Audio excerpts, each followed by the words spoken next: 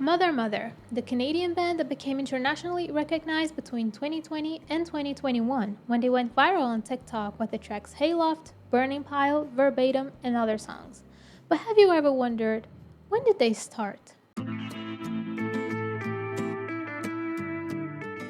Hey guys, I'm Brent. Welcome to my channel. In today's video, I'm gonna talk about a band I've been enjoying for a while, but when I went to YouTube to look for a video about them, I couldn't find anything. So I thought, maybe I should make a video about them. And here I am! You're welcome! The band consists of Ryan Goldemond on guitar and vocals, Molly Goodemond and Jasmine Parkin on vocals and keyboard, Ellie Ciadat on drums, and Mike Young on bass. Mother Mother began in January 2005 when Ryan, then attending music school, decided to form a band focused on vocal-driven pop songs. He recruited his sister Molly and a college friend Deborah Jean Crewman to form an acoustic trio. Later, they added drummer Kenton Lowen and bassist Jeremy Page. Back then, the band was simply called Mother. In 2005, they independently released their self-titled debut album, Mother. Later, in October 2006, they signed with Last Gang Records, and the label suggested they change their name to avoid legal issues. That's when they became Mother Mother. In the same year, Kenton Lowen left the band. Then Ellie Ciadat assumed as the new drummer. In February 2007, they re-released their debut album as Touch Up, with two new songs, Touch Up and Dirty Town. This time, it was produced by Howard Redekop, who gave a fresh twist to the band's sound. In October of the last year, they posted a video on their social media where Ryan talked about how they started working with him. The year is 2005. We've been a band for a few months, playing little gigs in Vancouver. We have a demo, and I'm at home one day and the phone rings, and it's my mom, and she says, "Ryan, I just read this article about Tegan and Sara, and their producer is a guy named Howard Redekop, and he lives in Vancouver. He seems like a fit. Call him and work with him." And I say, "Mom, it doesn't really work like that. You can't just call these people up." And so she says, "Just write his name down. Humor me." I say, "Okay." So I take a poster that's in front of me on the kitchen table, a poster for a gig that we have the following week. I turn it over, I write his name down, and I forget about it for months until Molly comes home one day. She lives with me. She comes home from the country club where she's a waitress, and she says, "Ryan, you won't believe what happened. Remember that gig a few months back?" "Yeah."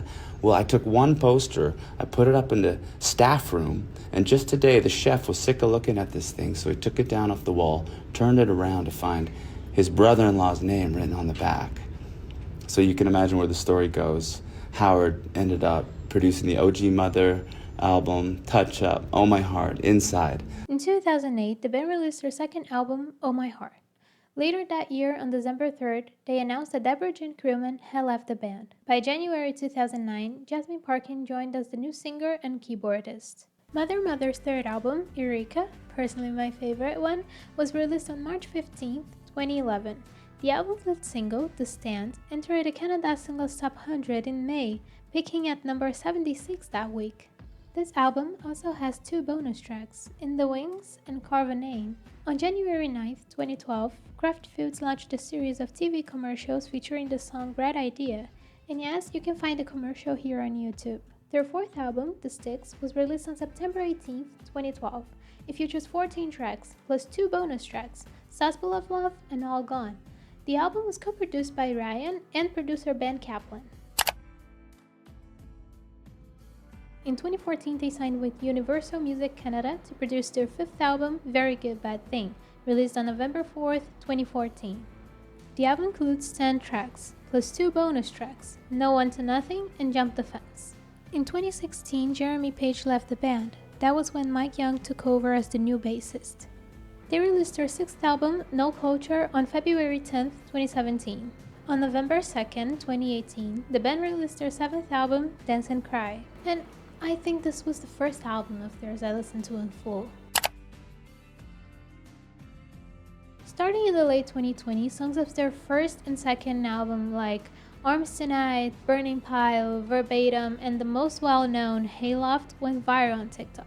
And this brought the band a new level of recognition.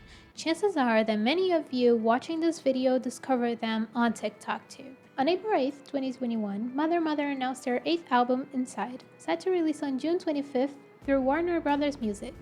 On September 28, 2023, they released the Mother EP featuring some songs from Mother that had never been available on streaming platforms. Later, on February 16, 2024, they released their 9th album, Grief Chapter. Recently, they dropped Demos, a collection of unreleased demos and alternate versions of their songs. And I think the idea of an album full of unreleased songs makes me feel so much closer to the band's creative process.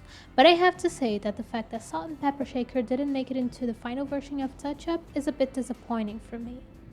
But what about you? Tell me, when did you discover this band? You discovered them because of TikTok like I did? Or did you know them long before that? Tell me in the comments. And if you like this video, don't forget to subscribe to the channel and turn on notifications so you don't miss any of my future videos. And thanks for watching. Bye!